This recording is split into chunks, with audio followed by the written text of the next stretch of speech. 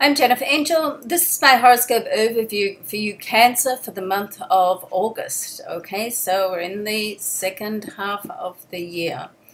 Um, and doesn't it get here quickly, So, all right, let's have a look at what's happening. There's quite a bit of activity in and around your sign still. So, and there's a lot of aspects. I'm not going to go through every single one of them, of course, but we're going to touch on the highlights. So, for the first week and a half of the month, let's start there in your sign, okay? So Venus, the love goddess, and Venus is the ruler of love and money, let's not forget, and in your sign on the 11th. Now, there are a number of aspects with the Venus, leading up to the first 10 days of the month. So, first of all, there's a square on the 1st with Uranus, so there could be some altercation to do with work, okay? Next, also on the 1st, there's a trine with Saturn, so if you're in a relationship, you could be taking it to the next level, so that's nice.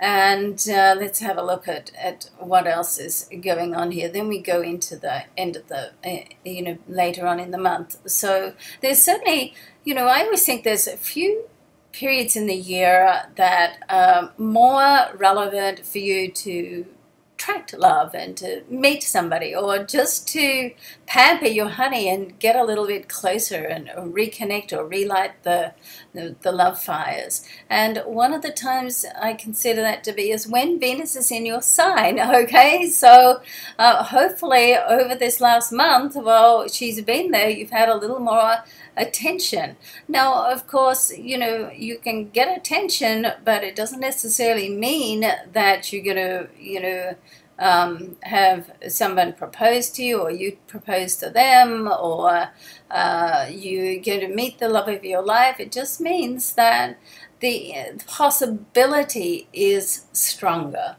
Now, of course, you have to be ready for it, and that's not always the case, because there are a lot of other things going on for you to focus on right now. So if love did not come and tap on your door, or, pull on your heartstrings, then don't worry. There'll be another time, another chance. So it hasn't necessarily passed you by. You're just simply not ready for it right now. Now, let's move on to the second house, because on the 12th, then Venus will move into this area. Now, let's not forget, Venus is the ruler of love and money, and the second house is about money and possessions. And sensuality as well. And it's very much about your worthiness and how worthy you feel of attracting what you want in life, and particularly on this material level. Now, there's two things in life that make a Cancer feel more secure and comfortable and happy with the way that you're living life and how you're settled, and it's all relative, of course, is that to have material and emotional security. And as I say, it's all relative. Somebody who's in poverty or homeless would probably just like to have a hot meal and a warm blanket, whereas somebody who's more wealthy, well, you probably want more money in the bank or investments. And one of Cancer's fears is that you're going to be, that one day you will be penniless, and you'll do anything that you can to avoid that from happening. So, with Venus moving into the solar second house, Venus attracts money and love. But she's also the temptress, so she can also tempt you to spend it, and sometimes faster than it comes in. So you want to be a little bit careful of that. But at the same time, Venus does join Jupiter, the planet of abundance and expansion, in this area of your chart. Now, Jupiter is there. I'm sure I've said this many times, but I like to repeat it because I love Jupiter. It's like the lucky planet, and also there's hopefully some new people watching. So So Jupiter is there for a 12-month period. It's moved in last month for a 13-month period. So we've got about a year left there. So you want to make the most of Jupiter in this area as you can.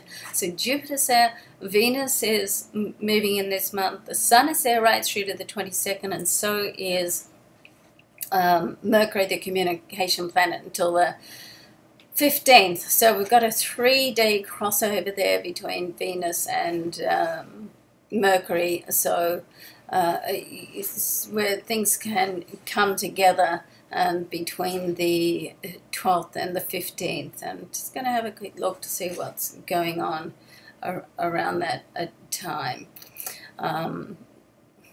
Okay, so we do have the Sun's there, of course, too. I'm sure I did mention that. So with the Sun is going to square Saturn on the 9th, and Saturn is in your solar 5th house and the Sun in your 2nd house. So personal, creative areas of business can get the go-ahead now. It's also a lucky in love position, so you could very well meet somebody that you feel is going to be compatible on a financial level, but there's more to love than money. I mean, love and money are two commodities. They both make the world go round, in my mind, but it's difficult, if not impossible, to separate the two. But they are different. So you want to, one gives you material support, the other one gives you emotional support. If you can get them together, then well and good. We all want that recipe.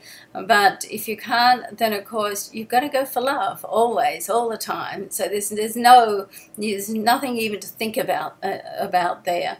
But with all this activity in that solar 2nd house, and let's just go back and touch on Jupiter for a bit more, you want to make sure that every thought you have, or I was going to say over this next 12 months, but let's change that, like ever, Cancer, that it's of a positive nature, because Jupiter will tend to bring back to you what you put out the most, what you attract. So if you're putting out negative vibes, information, self-worth, not worthy enough type thoughts, and what you're saying about yourself, then that's really, or lack, and you're in debt, and you're putting out that sort of vibration, then that's likely what you're going to get back. But the way to work with Jupiter is really to make every single thought a positive one. So you put that positive thought out,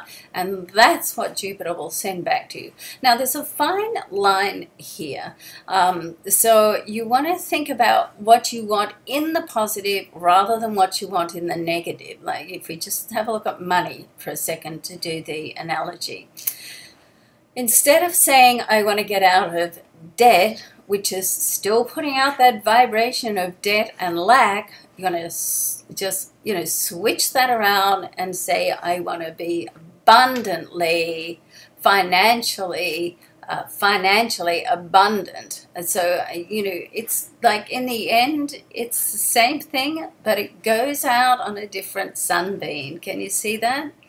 So that's really the way to work with Jupiter. So that's, this week, that's your main homework, to monitor your thoughts. It's not an easy task to do. I started off at the start of the year with that as one of my goals this year, to eliminate negative thoughts. And, we get into habitable responses. It's not always easy to do.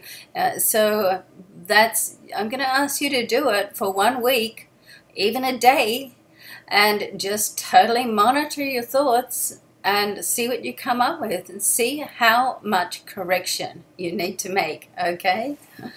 All right, now, of course, anything that happens with the moon, because you're ruled by the moon, has a strong influence on you. So this month the moon is in the solar 3rd house, very good for communication. This is the new moon, sorry. So great for communication, media, getting your point across, dealing with brothers and sisters. siblings on that sense, and short distance travel. So with the new moon here, things can really just move ahead more. It's like at the new moon, it's really more to do with, okay, so let's leave that behind, and this is what the opportunities and the possibilities that we've got to move on with. Now, the full moon this month is in your solar 8th house, so this is an area of let's see, inheritances to find. I always look at it, it's course, each and every house is much more in depth, but if we look at it as an area of second monetary position, and a full moon there can really bring to a close certain information, dealings, or contracts for you to be able to start new ones with partners. Okay, so in that sense, it could close something off, but then it's going to open up and just give you a window where something else can come through. So in that sense, it's very positive. All right, Cancer, have a great month. I hope something fabulous happens for you this month. I'm Jennifer Angel. Thanks for watching.